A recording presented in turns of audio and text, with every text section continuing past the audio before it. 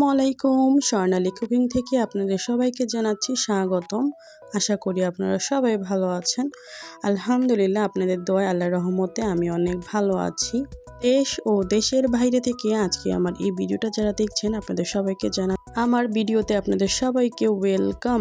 দিনের মতো আজকেও নতুন একটি রেসিপি নিয়ে হাজির হয়ে গেলাম। আশা করি আপনাদের কাছে ভালো লাগবে, আর ভালো লাগলে অবশ্যই একটি লাইক দিয়ে পাশে থাকবেন। আর প্রতিদিনের মতো আমার একটি রিকোয়েস্ট, ভালো লাগলে অবশ্যই লাইক দিবেন। আর আপনারা যারা নতুন আমার ইউটিউব চ্যানেলে ভিডিও দেখছেন বা রেসিপি দেখছেন, যদি ভালো লাগে অবশ্যই আমার ইউটিউব চ্যানেলটা সাবস্ক্রাইব করে রাখতে পারেন, এবং নিত্য নতুন এরকম সুন্দর সুন্দর ভিডিও পেতে হলে অবশ্যই পাশে থাকবেন। আর সাবস্ক্রাইব করে রাখলে একটা জিনিস হবে কি, আমি যখন কোনো ভিডিও আপলোড করব সাথে সাথে আপনার কাছে পৌঁছে যাবে বা নোটিফিকেশন চলে যাবে আপনার কাছে। আপনার যখন ইচ্ছে তখনই দেখে নিতে পারবেন, কোনো সমস্যা নাই।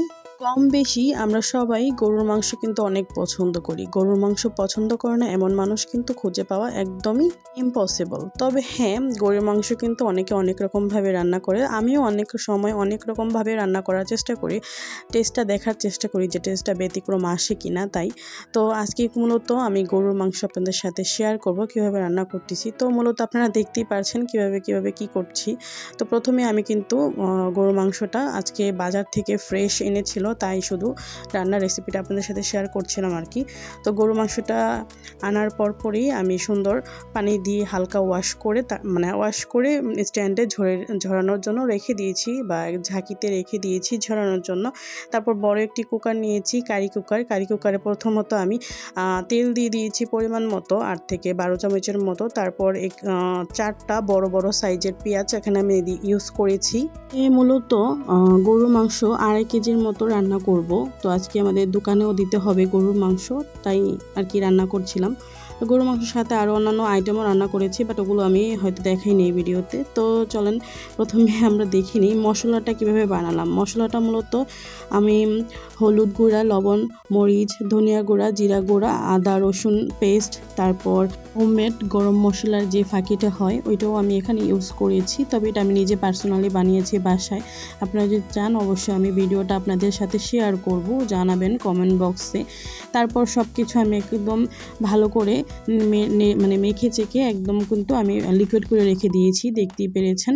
তারপর কিন্তু আমি এখানে মশলাটা লিকুইড করে আধা ঘন্টার মতো রেখে দিয়েছিলাম। তারপর আমি কিন্তু মাংস রান্নার প্রসেসে চলে গিয়েছি। আর দেখতেই পাচ্ছেন আমার কিন্তু যে পেঁয়াজটাও মোটামুটি হালকা ভাজা হয়ে যাওয়ার পর কিন্তু আমি এখানে একটি টমেটো দিয়ে দিয়েছিলাম। টমেটোটা আপনাদের ইচ্ছা, ভালো লাগলে দিবেন, না লাগলে না দিলেও চলবে। তবে টমেটোটা দিলে তরকারি কালারটা অনেক সুন্দর হয়, কালারটা অনেক ভালো লাগে দেখতে, তাই টমেটোটা দেওয়া।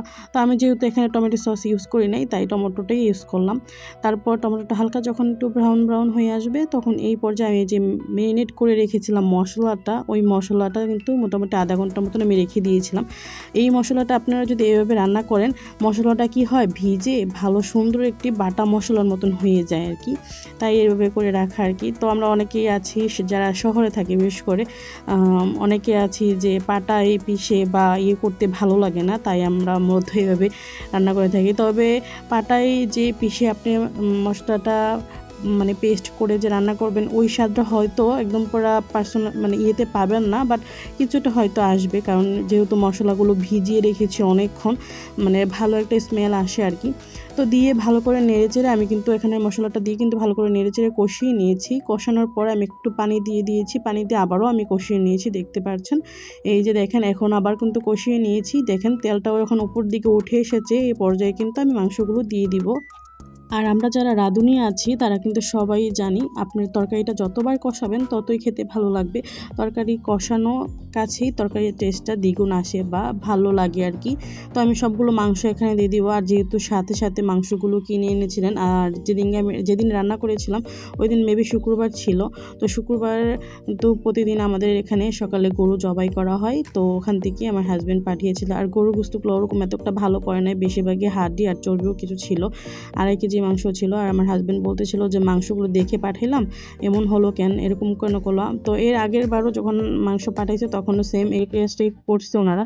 5 কেজি গোস্ত এনেছিলেন, তখন এই সেম কাজটাই করেছিলেন ওনারা, যে হাড় তারপর অন্যান্য আরও হালকা একটু চর্বি জাতীয় মাংসও দিয়েছিলেন। তবে এবার একদম বেশি খারাপ অবস্থা। তো দেখেন তরকারিটা কিন্তু সুন্দর কালার চলে আসছে এই মুহূর্তেই। তো আমি কিন্তু ঢেকে রেখে দিয়েছিলাম মেখে ভালো করে, দেখতেই পারছেন। আর মাংস সবসময় আপনারা আনলে দেখে দেখে ভালোটা আনার চেষ্টা করবেন। দেখবেন হাড্ডি, আমার তো মনে হয় সব হাড্ডি দিয়ে দিয়েছে, আমার এরকম মনে হচ্ছিল। তো আর কি করব, কিছু করার নাই, এগুলো আপনাদের সাথে শেয়ার করছি। যেহেতু টাটকা মাংসটা মানে পাচ্ছি, তাই আপনাদের সাথে শেয়ার করতে চলে আসলাম আর কি রেসিপিটা। তো দেখেন কথা বলতে বলতে কিন্তু আমার মোটামুটি কষানো প্রায় কমপ্লিট হয়ে গিয়েছে বললেই চলে। আপনারা যারা মাংস পছন্দ করেন অবশ্যই কমেন্ট করে জানাতে ভুলবেন না। আমার কিন্তু বিয়ের প্রথম বা বিয়ের আগে বলেন, গরু মাংস একদমই পছন্দ করতাম না। তো মানে বিয়ে হওয়ার পর, তারপর আমার আবিদা হওয়ার পর, তারপরও আমি মাংস খেতাম না। তারপর যখন মেরিন হলো, আমার ছোট বেবিটা হলো, তখন আমার হালকা হালকা মাংস খাওয়ার প্রতি একটু আগ্রহ হয় আর কি। আমি গরুর মাংস একদমই পছন্দ করতাম না। অবশ্য মুরগির মাংসটা আমি অনেক পছন্দ করতাম, কিন্তু এখন মুরগির মাংস অ্যাভয়েড করি, বাট গরুর মাংসটা বেশি খাই। তবে আমার হাই প্রেশারের কারণে আমি গরুর মাংস ওরকম ভালো করে খেতে পারি না, কোনো কিছু করার নাই। তবে যতটুকুই খাই আলহামদুলিল্লাহ খেতে পারি। তো সামনে তো কোরবানি চলে আসতেছে, আপনারা কে গরু কিনেছেন বা কিনেছেন কিনা জানাবেন অবশ্যই কমেন্ট বক্সে। গরুর রেসিপিতে গরু কিনেছেন কিনা ওইটা জানাবেন আর কি। তো জানাবেন। আর আমাদের এখনো গরু কেনা হয় নাই, আল্লাহ যদি বাঁচিয়ে রাখে অবশ্যই কিনবো, আর অবশ্যই আপনাদের সাথে শেয়ারও করব। তো দেখেন আমি কিন্তু এখানে আলু দিয়ে দিয়েছি, 4টা মেবি 4টা 5টা আলু কেটেছিলাম, তো দিয়ে দিয়েছি এখানে, দিয়ে ভালো করে মেখে নিয়েছি, মেখে আমি ঢেকে রেখে দিয়েছি। একটু হালকা কষানো হয়ে গেলে তারপর আমি এখানে পানি দিয়ে দিব।